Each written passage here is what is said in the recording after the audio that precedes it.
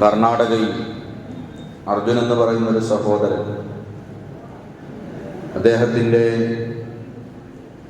ആ അപകടത്തിൽ അദ്ദേഹത്തിന് എന്ത് സംഭവിച്ചു എന്നറിയാൻ വേണ്ടി ഇന്നത്തേക്ക് 11 ദിവസമായി ശ്രമങ്ങൾ രാജ്യത്തെ സേനകളും മറ്റുമൊക്കെ നടത്തിക്കൊണ്ടിരിക്കുകയാണ്. ഈ ഒരു സന്ദർഭത്തിൽ അതുമായി ബന്ധപ്പെട്ട് ചില വിഷയങ്ങൾ സൂചിപ്പിക്കുക മാത്രമാണ് ഈ അവസരത്തിൽ ചെയ്യുന്നത്.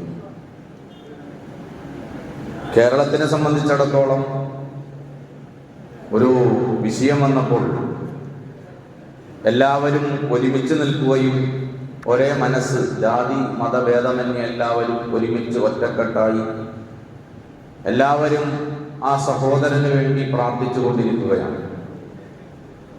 അദ്ദേഹത്തിന് യാതൊരു വിധത്തിലുള്ള പ്രശ്നങ്ങളുമില്ലാതെ തിരിച്ചു കിട്ടണമേ എന്നായിരുന്നു നമ്മുടെയൊക്കെ പ്രാർത്ഥനകൾ. ഇന്നത്തെ ഏറ്റവും ലേറ്റസ്റ്റ് ഒരു 12:45 വരെയുള്ളത് ഇതുവരെയായിട്ടും അത് അദ്ദേഹത്തിൻ്റെ ബോഡി എവിടെയാണെന്നോ അല്ലെങ്കിൽ അദ്ദേഹം എവിടെയാണെന്നോ ഒന്നും തിരിച്ചറിയാൻ കഴിഞ്ഞിട്ടില്ല. കേവലം 80% വരുന്ന നിഗമനമനുസരിച്ച് പറയപ്പെടുന്ന പുഴയുടെ 20 അടി നീങ്ങി 30 അടി താഴെയാണ് ആ ട്രക്ക് കിടക്കുന്നത് എന്ന് മാത്രമാണ് അവസാനമായി എനിക്ക് കണ്ടുപിടിക്കാൻ കഴിയുന്നത്. ഞാൻ പറഞ്ഞത് നമ്മൾക്ക് ആകെ ഓർമ്മയുള്ളത് അർജുനെ മാത്രമാണ്. ഞാൻ പറഞ്ഞത് നമ്മളൊരു മനുഷ്യൻ എന്ന രീതിയിൽ കണക്കാക്കുമ്പോൾ അതുകൂടാതെ ഇന്നും 3 ആളുകളെ കുറിച്ച് അവിടെ അവരുടെ അവസ്ഥ അവരെന്തായി എന്നറിയാത്തതുണ്ട്. അത് മാത്രമല്ല, അതിനേക്കാൾ പിഞ്ചു കുഞ്ഞുങ്ങളടക്കമുള്ള ഒരു കുടുംബം അവിടെ മരണപ്പെട്ടു പോയി. നമുക്കൊന്നും സത്യത്തിൽ അവരെ പേരറിയില്ല. കാരണം നമ്മൾ ആകെ ഫോക്കസ് ചെയ്തു പോകുന്നത് ആരെ മാത്രമാണ്?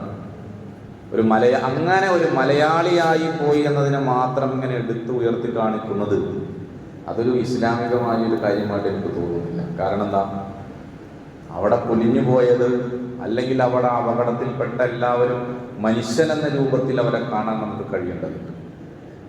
അവർക്കൊക്കെ വേണ്ടിയാണ് ഒരു മലയാളി എന്നൊരു സ്നേഹവും ഒക്കെ ഉണ്ടാവണം.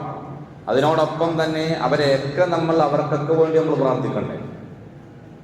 ഇതുപോലെ തന്നെയാണ്, അതിനേക്കാൾ വേദനാജനകമാണല്ലോ ഒരു കുടുംബം ഒന്നടങ്കം എന്ത് ചെയ്തിരിക്കുന്നു. ഒരു കുടുംബത്തിലെ കുട്ടികളും പിഞ്ചു മക്കളടക്കം ഭാര്യയും ഭർത്താവും അടക്കമാണ് അതിൽ ഒലിച്ചു പോയത്.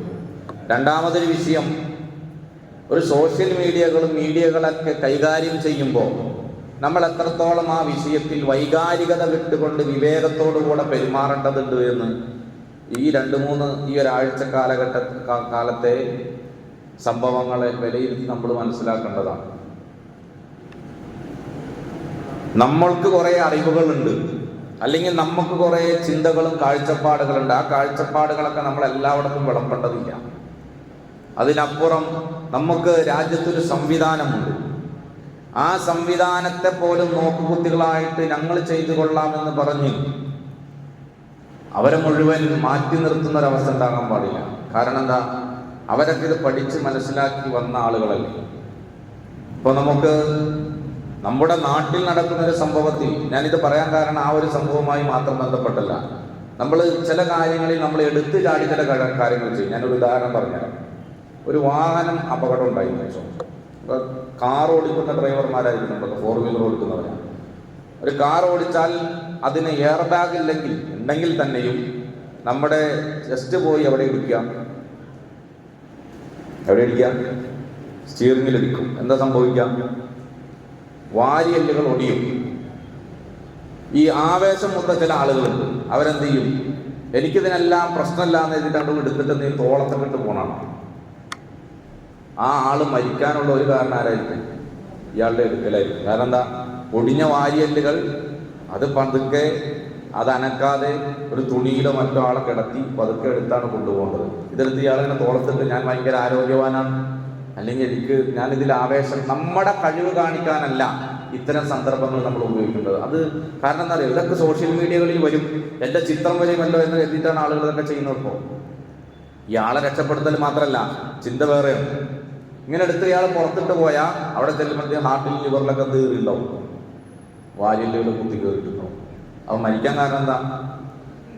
ഈ അപകടം മാത്രമല്ല, ഇത് കൊണ്ടുപോയ ആളുടെ സൂക്ഷ്മത കുറവും കൂടി ഒരു കാരണം. അപ്പോൾ നമ്മൾ ഇത്തരം വിഷയങ്ങളൊക്കെ നമ്മൾ പഠിക്കുകയും മനസ്സിലാക്കുകയും, എവിടെയും ഇതൊക്കെ സംഭവിക്കാം. അപ്പോൾ മഹല്ലുകളൊക്കെ അത്തരത്തിലൊക്കെ ഉള്ള ഒരു അപകടം വന്നാൽ എങ്ങനെ മാറണതിനാ നമ്മൾ എന്ത് ചെയ്യണം, എങ്ങനെയായിരിക്കണം നമ്മൾ പെരുമാറേണ്ടത്, ഇത്തരം വിഷയങ്ങളൊക്കെ നമ്മളൊക്കെ പഠിക്കേണ്ടത്. മൂന്നാമത് ഈ വിഷയത്തിൽ ഏറ്റവും പ്രധാനപ്പെട്ട മറ്റൊരു വിഷയം എന്ന് പറയുന്നത്, നമ്മൾ ഒരു രാജ്യത്ത് ജീവിക്കുമ്പോൾ അല്ലെങ്കിൽ ലോകത്ത് ഒരുപാട് സംവിധാനങ്ങൾ ഉണ്ടെങ്കിലും നമ്മളറിയാം, നമ്മളൊക്കെ വായിക്കുകയും മനസ്സിലാക്കുകയും ചെയ്തതാണ്, ചന്ദ്രനിലേക്കൊക്കെ നമ്മൾ ചന്ദ്രനിൽ വെള്ളമുണ്ടോ, ചൊവ്വയിൽ ജീവനുണ്ടോ എന്നൊക്കെ ചോദിക്കുമ്പോൾ ഭൂമിയുടെ 20 അടി, നമ്മളിൽ നിന്ന് 20 അടി താഴെ കിടക്കുന്ന ട്രക്ക് പൊക്കിയെടുക്കാനോ അതിലെന്ത് ജീവനുണ്ടോ, അതിൽ മനുഷ്യനുണ്ടോ എന്ന് കണ്ടുപിടിക്കാൻ കഴിയാത്ത ഒരു നിസ്സഹായ അവസ്ഥ കൂടിയുണ്ട്. ഫുൽക്കൽ ഇൻസാനു വൈഫ, നമ്മൾ ഖുതുബയിൽ പറഞ്ഞു വെച്ചൊരു കാര്യമാണ്. മനുഷ്യനെ ബലഹീനനായിട്ടാണ് സൃഷ്ടിക്കപ്പെട്ടത്.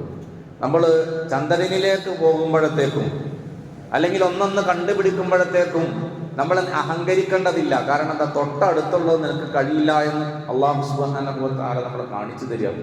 അത് അല്ലാഹുവിൻ്റെ ഖദാ ആണ്. അല്ലാഹു നമ്മളെ പഠിപ്പിക്കുകയാണ്. നിങ്ങളിങ്ങനെ നമ്മൾ ചില സൗകര്യങ്ങളും ചില കാര്യങ്ങളും നിങ്ങൾക്ക് എളുപ്പമാക്കി തരുമ്പോൾ നമ്മളെല്ലാം നേടി, ഞങ്ങളെല്ലാം തികഞ്ഞവരാണെന്ന തോന്നൽ നിങ്ങൾക്ക് ഉണ്ടാകേണ്ടതില്ല. ഒരു മനുഷ്യൻ ഒരു 5 കിലോമീറ്റർ കൂടി വന്നാൽ അതിൻ്റെ ഉള്ളിൽ കിടക്കുന്ന ഏറ്റവും വലിയൊരു ട്രക്ക്, ചെറിയ സാധനമൊന്നല്ലല്ലോ, അത് എവിടെയാണെന്ന് കണ്ടുപിടിക്കാൻ കഴിയാത്ത വെറും മനുഷ്യനാണ് നീ എന്ന തിരിച്ചറിവിലേക്ക് ദൈവം മനുഷ്യനെ എത്തിക്കുക.